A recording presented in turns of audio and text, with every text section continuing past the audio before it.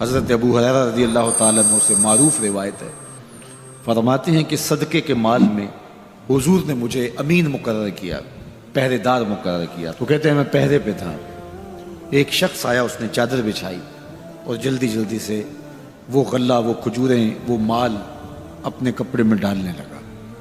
میں نے دوڑ کے اس کو پکڑ لیا، تو اس نے اپنا آپ مجھ سے چھڑانا چاہا، لیکن میرے ہاتھوں کی گرفت مضبوط تھی، وہ چھڑا نہ سکا۔ اس نے کہا کہ میں کثیر العیال ہوں، میرے چھوٹے چھوٹے بچے ہیں، تو بھوک نے مجھے چوری پہ مجبور کیا، میں کوئی پیشہ ور چور نہیں ہوں۔ کہتے ہیں مجھے ترس آ گیا، میں نے اس کو چھوڑ دیا۔ خیر رات گزر گئی، صبح ہوئی، حضور کی خدمت میں حاضر ہوا تو آقا کریم نے فرمایا کہ ما فعل اسیرک البارحہ، ابو ہریرہ رات والے چور کا کیا بنا؟ عرض کی حضور وہ بڑا مجبور شخص تھا کوئی، اور اس نے کہا کہ میں پیشہ ور چور تھوڑا ہوں، بچوں کی بھوک نے مجھے یہاں تک پہنچا دیا۔ تو حضور علیہ السلام نے فرمایا جھوٹا شخص ہے، اور سنو آج پھر آئے گا۔ کہتے اگلے دن تو میں طاق میں رہا، تو خیر وہ آیا اور اس نے چادر بچھائی اور غلہ اس چادر میں ڈالنے لگا۔ میں نے جا کے پکڑ لیا، تو اس نے کہا مجھے چھوڑ دے۔ میں نے کہا میں تو نہیں چھوڑوں گا۔ اس نے کہا کہ مجھے چھوڑ دے، منت سماجت کی اور بہت ترلے کیے، تو کہتے میرے دل میں پھر ترس آ گیا، میں نے پھر چھوڑ دیا۔ میں پھر حضور کی خدمت میں آیا تو حضور نے فرمایا ما فعل اسیرک البارحہ، رات والے چور کا کیا بنا؟ میں نے کہا حضور وہ آیا اور اس نے کہا میں کثیر العیال ہوں، مجھے پھر ترس آ گیا، میں نے چھوڑ دیا۔ فرمایا جھوٹا آدمی ہے، اور سنو آج پھر آئے گا۔ اللہ اکبر! جو ہو چکا وہ بھی حضور جانتے ہیں، جو ہونے والا ہے وہ بھی میرے حضور جانتے ہیں۔ یہ اللہ نے اپنے محبوب کو شان دی ہے۔ تو کہا آج پھر آئے گا۔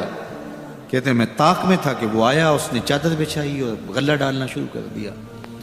تو کہتے ہیں کہ میں پھر پکڑ لیا۔ میں نے کہا آج تو نہیں چھوڑوں گا، آج تو جو حضور کے پاس لے کے جاؤں گا۔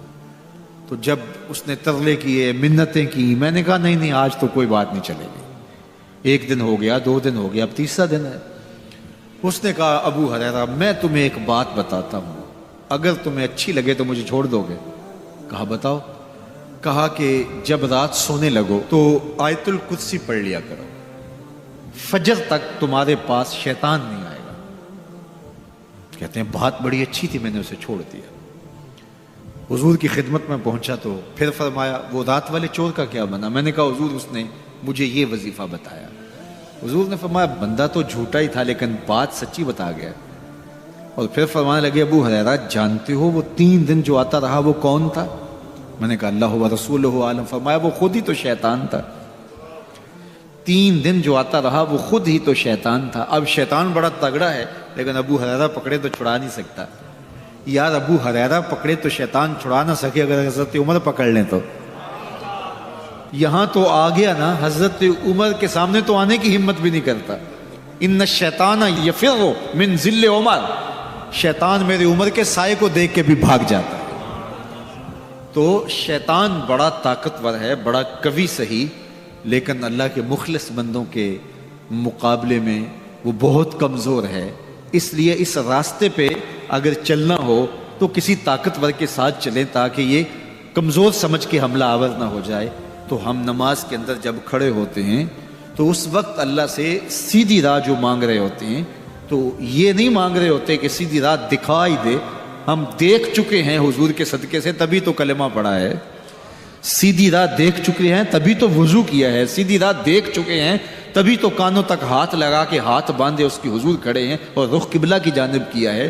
دیکھ چکے ہیں، لیکن آج نماز کے اندر ہم یہ کہہ رہے ہیں اہدنا الصراط المستقیم، مالک راہ دیکھ تو چکے ہیں لیکن پہنچنا بڑا مشکل ہے۔ راستے میں شیطان بھی کھڑا ہے، نفس بھی کھڑا ہے، کہیں راستہ خراب نہ ہو جائے، ساری زندگی کی کمائی کہیں لٹ نہ جائے۔ اس لیے اللہ سے مانگا کہ مالک ہم کمزور ہیں، ہمیں کوئی مان نہیں ہے کہ ہم نے راستہ دیکھ لیا تو منزل پہ پہنچ جائیں گے، قدم قدم پہ شیطان ہے، نفس موجود ہے۔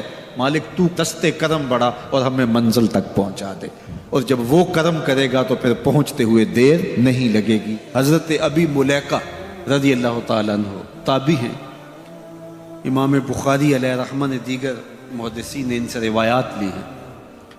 فرماتے ہیں میں 30 اصحاب رسول سے ملاقات کی، اور ہر ایک کو آخرت کے بارے میں ڈاڈا فکر مند پایا۔ ہر بندہ یہ کہتا تھا میرا خاتمہ ٹھیک ہو جائے۔ یہ کون کہہ رہے ہیں؟ جنہوں نے حضور کو دیکھا۔ آج پیر بھی کہتا ہے بس میرے مرید ہو گئے تم سیدھے جنتی ہو، اور مرید بھی کہتا ہے کہ ٹھیک ہے ہمارا پیر بڑا اونچا میں لے جائے گا۔ اللہ اکبر، حضور سے بڑا پیر کوئی نہیں، صحابہ سے بڑا مرید کوئی نہیں۔ 30 اصحاب سے ملا ہوں، 30 کے 30 ہی ڈرتے تھے ہمارا خاتمہ ٹھیک ہو۔ دیکھو حضرت ابو بکر رضی اللہ تعالیٰ عنہ کو میرے حضور نے کہا نا، ابو بکر فی الجنہ، عمر فی الجنہ، عثمان فی الجنہ، علی فی الجنہ، طلحہ فی الجنہ، ان کو جنت کی بشارت دی ہے۔ لیکن صدیق اکبر کیا کہہ رہے ہیں؟ اللہ اکبر، ایک چڑیا کو دیکھ کے، اے چڑیا تجھے موج ہے، ایک شاخ سے اڑتی ہے دوسری شاخ پہ بیٹھ جاتی ہے، اور تیرا حساب بھی نہیں ہوگا، پھنسے تو ہم میں جن کا حساب ہوگا۔ یہ وہ کہہ رہے ہیں جن کو حضور کی زبان سے یہ لفظ ملے ہیں، ابو بکر فی الجنہ، ابو بکر جنتی۔ اللہ اکبر، عثمان غنی رضی اللہ تعالیٰ نے قبر پہ کھڑے رو رہے ہیں قبرستان میں۔ تو کسی نے کہا یہاں رو رہے ہو؟ کہا میرے حضور نے کہا تھا کہ آخرت کی پہلی منزل قبر ہے۔ اللہ اکبر، یہ وہ ہے جن کو بشارتیں دی گئی ہیں، جن کے عمل، جن کے کام اور جن کی محنتیں اور دین کے لیے خدمات کسی ترازو پہ تولی نہیں جا سکتی۔ اور صحابی کا عمل، صحابی ایک مٹھی جو خیرات کرے، روایت میں آتا ہے ایک مٹھی جو خیرات کرے، اور بعد میں آنے والا احد پہاڑ جتنا سونا خیرات کرے۔ صحابی کا عمل پھر بھی زیادہ ہے۔ 15 کلومیٹر پہ پھیلا ہوا پہاڑ، اتنا سونا کسی کے پاس ہوگا ہی نہیں، حکومتوں کے پاس نہیں، لیکن فرض کرو کسی کے پاس ہو، پھر اتنا جگرا بھی ہو کہ وہ خیرات بھی کرتے، لیکن اس کا اجر پھر بھی صحابی کے مٹھی بھر جو خیرات کرنے کے عمل کو نہیں پہنچ سکتے۔ اور ابو بکر وہ ہیں جنہوں نے مٹھی جو خیرات نہیں کیے، سارا گھر خیرات کر دیا۔ کتنا اجر ہے! لیکن پھر بھی کہا کہ چڑیا تجھے موج ہے، ایک شاخ سے اڑ کے دوسری شاخ پہ بیٹھ جاتی اور تیرا حساب بھی نہیں ہوگا، پھنسے تو ہم ہیں جن کا حساب ہوگا۔ یہ وہ لوگ ہیں جن کی زندگیاں تقوی میں گزری۔ تتجافا جنوبہم عن المضاجع، ان کی کروٹیں بستروں سے الگ رہتی تھی۔ ہم تو جی بھر کے سوتے ہیں، لیکن ان کی کروٹیں خوف خدا کی وجہ سے بستروں سے الگ رہتی تھی۔ طمع اور خوف میں رب کو پکارتے تھے۔ حضور کے جمال جہاں آرا کو جی بھر کے دیکھا، اور بشارتیں حضور کی زبان سے نصیب ہوئی، پھر بھی ڈر رہے ہیں۔ تو ابھی ملیکہ کہتے ہیں کہ میں 30 اصحاب سے ملا ہوں، ہر شخص ڈاڈا فکر مند تھا آخرت ٹھیک ہو جائے، انجام بخیر ہو جائے۔ تو یہ واقعی بڑی مشکل منزل ہے، منزل کو پہنچے لوگ برباد ہو جاتے۔ بلعام بن باورا کی مثال ہمارے پاس نہیں ہے، تھا مستجاب الدعوات ولی، لیکن لڑک کے کہاں جا پہنچا، زبان کی لغزش نے اس کو کہاں تک پہنچا دیا۔ پھر زبان لٹک گئی اور کتے کی طرح مٹی چاٹتا تھا، اور قرآن نے کہا مَثَلُهُ كَمَثَلِ الْكَلْبِ، اس کی مثال کتے کی مثال ہے۔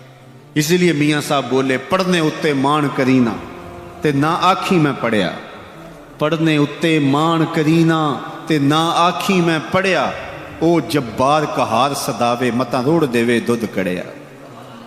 جب تک یہ یقین نہ ہو کہ میرا انجام کیا ہے، دھڑکا لگا رہے، ڈر لگا رہے، یہ مومن کی زندگی ہے۔ ہر وقت خوف طاری رہے، یا اللہ میرا انجام ٹھیک کر دینا۔ رنگا رنگ سہیلیاں پرن کڑے، پر پریا اس دا جانیے جس دا توڑ چڑھے۔ کہاں کہاں پہنچے لوگ۔ یہ خود عزازیل شیطان چپے چپے پہ اس نے سجدہ کیا تھا، حتیٰ کہ مقبول بارگاہ ہو گیا۔ زمین کا کوئی کونا نہیں تھا جہاں پر اس نے سجدہ نہیں کیا۔ عبادات اتنی کی، اللہ نے مقبول کر لیا، بیت المعمور کا امام بن گیا، اللہ اکبر، فرشتوں کا استاد بن گیا، معلم الملکوت بن گیا، جن ہونے کے باوجود فرشتوں کا امام اور مقتدا بن گیا۔ لیکن ایک لغزش نے کہاں پھینکا، قیامت تک لعنتیں برس رہی ہیں۔ اس لیے جب تک انجام بخیر نہ ہو جائے اتنی دیر تک دھڑکا لگا رہے، یہ مومن کی زندگی۔ کسی نے حضور کو سلام دیا تھا کہ یہ سلام اپنی امت کو دے دینا، حضور علیہ السلام نے یہ سلام پھر پوری امت تک پہنچایا، اور اگر آپ تک پہلے نہیں پہنچا تو آج آپ وہ سلام وصول کر لیجئے۔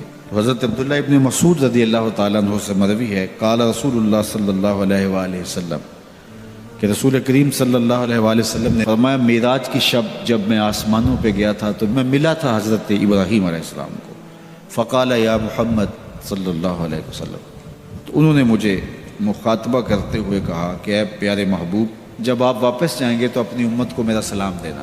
اور حضور نے حضرت عبداللہ ابن مسعود رضی اللہ تعالیٰ عنہ سے مروی ہے کہ یہ سلام امت کو پہنچا دیا، تو جن تک ابھی تک نہیں پہنچا تھا آج ان تک یہ سلام پہنچ گیا۔ تمہیں مبارک ہو، تمہیں حضرت ابراہیم نے سلام بھیجا ہے، اور سلام بھیجا بھی حضور کے ہاتھوں۔ اللہ اکبر، کتنے خوش نصیب ہو تم کہ تمہیں حضرت ابراہیم سلام بھیجے اور سلام لے کر آنے والے حضور ہو۔ اللہ اکبر، تو یہ ہمارا اعزاز ہے کہ ہمیں یہ اعزاز ملا۔ میری خوش قسمتی میں تیرا امتی، یہ میرا اور آپ کا مقدر کہ ہم حضور کے امتی ہیں، ہمیں نبیوں کے سلام آ رہے ہیں۔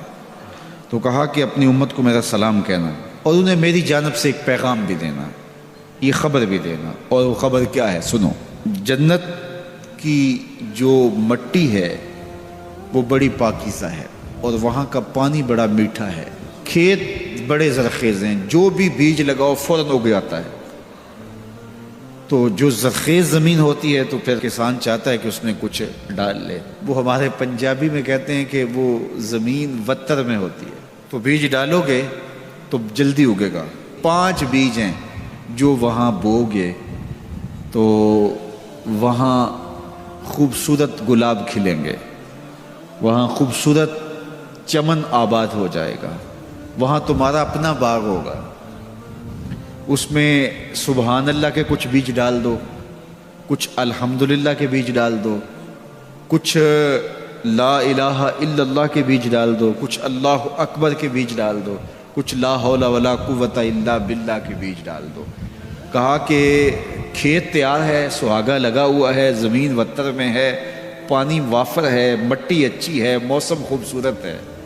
انہیں جا کے میرا سلام دینا، انہیں کہنا کہ بس بیج ڈال لو، اور یہ بیج تمہارے پاس موجود ہے۔ اور اب بھی اگر کوئی بیج نہ ڈالے، اقبال نے کہا تھا نا، موسم اچھا پانی وافر مٹی بھی زرخیز، موسم اچھا پانی وافر مٹی بھی زرخیز، جس نے اپنا کھیت نہ سینچا وہ کیسا دہقان۔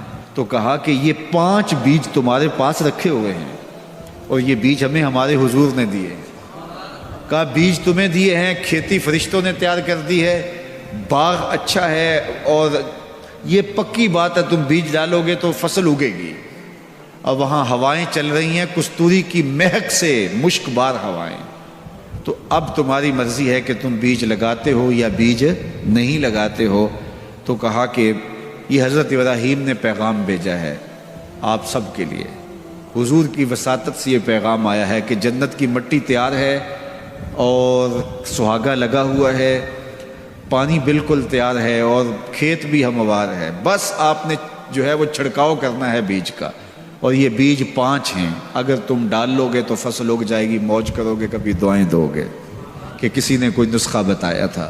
تو یہ 5 بیج کون سے ہیں؟ سبحان اللہ، الحمدللہ، لا الہ الا اللہ، اللہ اکبر، لا حول ولا قوت الا باللہ۔ تو یہ 5 بیج بونے کے لیے ہی تو ہم یہاں آئے ہیں۔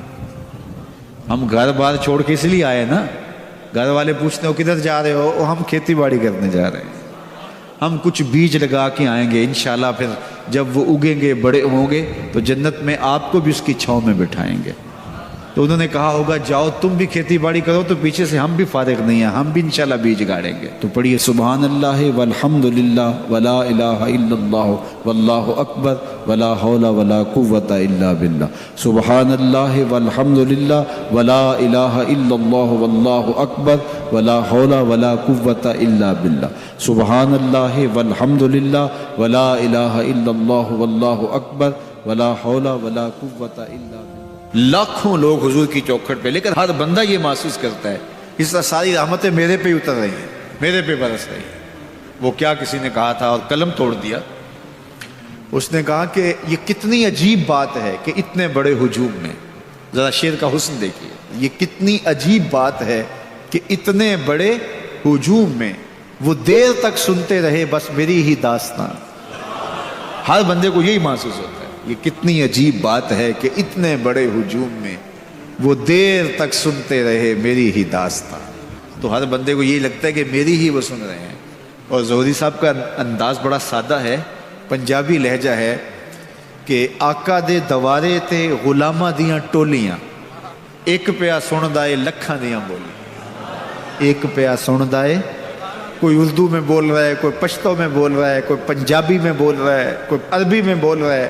اور اقبال کہتا ہے شش جہت روشن ز تاب روئے تو ترکو تاجی کو عرب ہندوئے تو.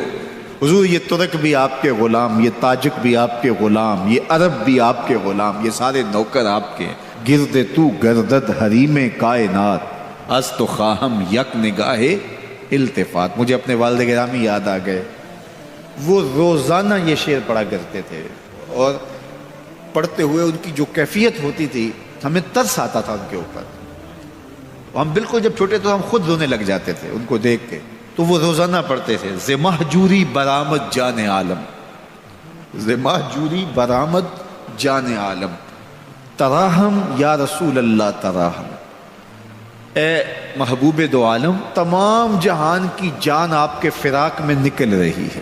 تراہم یا رسول اللہ تراہم, تراہم یا نبی اللہ تراہم. حضور رحم کیجئے. نہ آخر رحمت للعالمین ز محرومہ چرا فارغ نشینی. حضور آپ رحمت للعالمین نہیں ہیں, تو جب ہیں تو حضور ہمارے پہ کرم کیجئے. بروں آور سرز برد یمانی کہ روئے تست صبح زندگانی. حضور وہ یمنی چادر جو آپ اوڑے ہوئے ہیں ذرا اس کو ہٹائیے نا رخ سے. آپ کا مبارک چہرہ زندگی کی صبح ہے. ادیم طائف نالین پاکن شراک از رشتہ جاں ہا ماکن. حضور طائف کے چمڑے کی بنے ہوئے مبارک نالین آپ زیب تن کیجئے. شراک از رشتہ جاں ہائے ماکن, اور اس مبارک نالین کے اندر تسمے میرے چمڑے کے نہیں میری جان کے ڈالیے. چے باشد گر کنی سوئم نگاہے پیا پہ گر نہ باشد گاہے گاہے. نگاہے یا رسول اللہ نگاہے, صد ہزاراں جبریل اندر بشر بحر حق سوئے غریباں یک نظر. یا رسول اللہ انظر حالنا یا حبیب اللہ اسما قالنا اننی فی بحر غم من مغرقن خذ یدی ساحل لنا اشکالنا. یا صاحب الجمال و یا سید البشر من وجہک المنیر لقد نور القمر لا یمکن الثناء کما کان حقہ بعد از خدا بزرگ توئی قصہ مختصر. اللہ اکبر. یہ معمول تھا ان کا, یہ وظیفہ کہہ لیجئے. تو اقبال بھی کہتے ہیں گرد تو گردد حریم کائنات از تو خواہم یک نگاہ التفات. حضور ایک نظر کر دیجئے, ایک نگاہ کر دیجئے. اللہ اکبر. تو اللہ ہمیں حضور کی نگاہیں نصیب فرمائے. اللہ اجڑے باطن سوار دے اور من میں چراغاں کر دے. حضور کی محبت کے بغیر زندگی زندگی ہی نہیں ہے. زندگی کے پلے ہی کچھ نہیں اگر حضور کا پیار نہیں ہے, حضور کا ادب نہیں ہے. تو سارا دین ان کی محبت کا نام ہے. لا دین لمن لا محبت لا. اس شخص کا دین ہی نہیں ہے جس کے پاس حضور کی محبت کا جوہر نہیں ہے. ابن آدم کے کسی بھی برے عمل کو شرک نہیں کہا گیا. شرک ایک بہت بڑا جرم ہے, اس کے برابر کسی دوسرے عمل کو شرک نہیں کہا گیا. لیکن ریاکاری کو شرک کہا گیا. شرک اصغر ریاکاری ہے. حتیٰ کہ چوری کو بھی, ڈاکے کو بھی, زنا کو بھی, قتل انسانی کو بھی, یہ بڑے بڑے جرم ہیں, لیکن ان کو بھی شرک نہیں کہا گیا. لیکن ریا کو شرک اصغر کہا گیا. یہ چھوٹا شرک ہے. اللہ گوارا ہی نہیں کرتا کہ کوئی عمل کسی اور کے لیے کرے. شرک کی جس طرح معافی نہیں ہے, اسی طرح شرک اصغر جو ہے اس سے ملوث عمل کسی صورت میں بھی قبول نہیں کیا جائے گا, چاہے وہ کتنا ہی بڑا عمل کیوں نہ ہو. حضرت ابو امامہ الباہلی رضی اللہ تعالی عنہ حضور کی خدمت میں حاضر ہوئے اور عرض کی یا رسول اللہ صلی اللہ علیہ وسلم, میرے ماں باپ آپ پہ قربان ہوں, میں آپ سے یہ پوچھنا چاہتا ہوں کہ کوئی شخص اپنی جان جیسی متاع عزیز راہ خدا میں وار دیتا ہے, اس سے بڑی قربانی تو کوئی اور نہیں ہو سکتی کہ جان ہی قربان کر دی. اور اس کا مقصد اعلاء کلمت الحق تھا, لیکن ساتھ یہ بات بھی تھی چلو میری ناموری بھی ہو جائے گی، میری بہادری کے جھنڈے بھی لگ جائیں گے، تو کیا اس کو اجر ملے گا؟ تو حضور نے فرمایا فلا شیء لہ، اسے کوئی اجر نہیں ملے گا۔ تو ابو امامہ الباہلی یہ سمجھے کہ شاید میں جو مقصود تھا وہ حضور سے عرض نہیں کر سکا، تو انہوں نے دوبارہ کہا حضور اس کا مقصد اعلاء کلمت الحق ہے، وہ اللہ کے جھنڈے کو اونچا کرنا چاہتا ہے، قربانی اس نے اس لیے دی ہے، لیکن ساتھ یہ بات بھی تھی کہ چلو میری ناموری بھی تو ہوگی۔ تو حضور نے فرمایا فلا شیء لہ، اسے کوئی اجر نہیں ملے گا۔ یہ پھر سمجھے شاید میں مقصود بیان نہیں کر سکا، تو پھر عرض کی حضور اعلاء کلمت الحق کے لیے، اللہ کے دین کو غالب کرنے کے لیے، اسلام کے جھنڈے کو اونچا کرنے کے لیے اس نے اپنی جان واری ہے، لیکن ضمن میں یہ بات بھی تھی کہ چلو ساتھ میرا نام بھی تو اونچا ہوگا، میری ناموری اور شہرت کے جھنڈے بھی تو لگیں گے۔ تیسری مرتبہ جب دہرا کے پوچھا تو حضور نے پھر فرمایا فلا شیء لہ، ابو امامہ اسے کوئی اجر نہیں ملے گا، اور فرمایا اللہ صرف اسی عمل کو قبول کرتا ہے جو صرف اسی کے لیے کیا جائے، صرف اسی عمل کو قبول کرتا ہے۔ اب ذرا دیکھیے کہ اللہ تعالیٰ جل شانہ کی یہ غیرت ہے کہ وہ اس عمل کو قبول ہی نہیں کرتا جو غیر سے ملوث ہو جائے، وہ صرف اس عمل کو قبول کرتا ہے جو محض اس کے لیے کیا جائے، اور اس کے علاوہ عمل کو شرک اصغر قرار دیا گیا۔ تو شیطان کی کوشش یہ ہوتی ہے کہ وہ عمل کو ریا میں مبتلا کر دے تاکہ یہ عمل کی مشقت بھی گوارا کرے اور اس کو اس سے کچھ حاصل ہونے کی بجائے الٹا اللہ کی ناراضگی ملے۔ اور اگر کوئی شخص ریا سے بھی بچ نکلتا ہے، اس نے تنہائی میں سجدے کیے، اس نے انتہائی مخفی انداز میں راہ خدا میں خیرات کی، تو انتہائی خلوص کے ساتھ اس کے اعمال سر انجام ہوئے، تو شیطان کا اگلا حملہ اس پر یہ ہوتا ہے کہ اس کو عجب میں مبتلا کر دے۔